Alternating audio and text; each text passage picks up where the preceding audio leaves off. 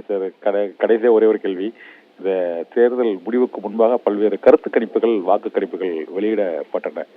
அனைத்தும் ஒரே மாதிரியாக 150க்கு மேல் காங்கிரஸ் இந்தியா கூட்டணி வெற்றி பெறாது என்றும், அவர்கள் 350 என்ற எண்ணிக்கையை தாண்டுவார்கள் என்றும் இந்த கருத்து கணிப்பு, வாக்கு கணிப்புகள் வெளியிடப்பட்டன.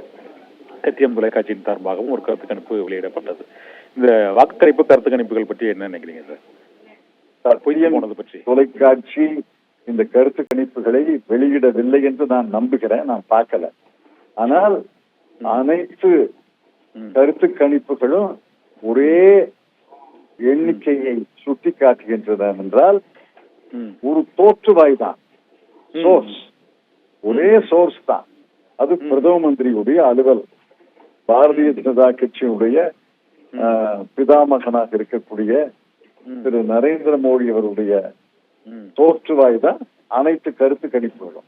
நேற்று தான் பார்த்தீங்களே, இந்த கருத்து கணிப்பினுடைய தலைமகன் என்று எல்லாரும் கருதக்கூடிய திரு பிரதீப் மேத்தா அவர்கள் தொலைக்காட்சியிலேயே கண்ணீர் வெடிக்கிறார்.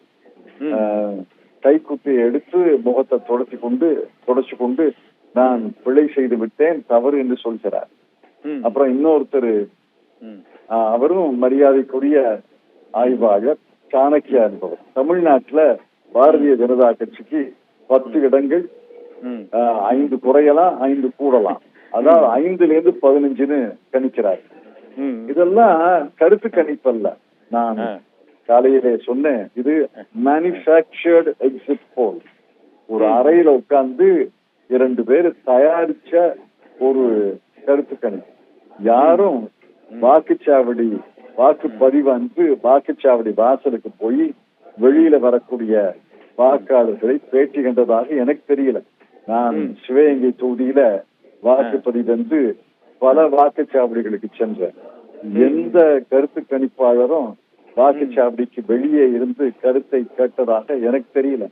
இதெல்லாம் மேனுஃபேக்சர்டு எக்ஸிட் போல். நல்ல வேளை அத பல பேர் நம்பியவர்கள் சில பேர் இருக்காங்க. பல பேர் அதை கண்டித்தார்கள், கண்டனம் தெரிவித்தார்கள்.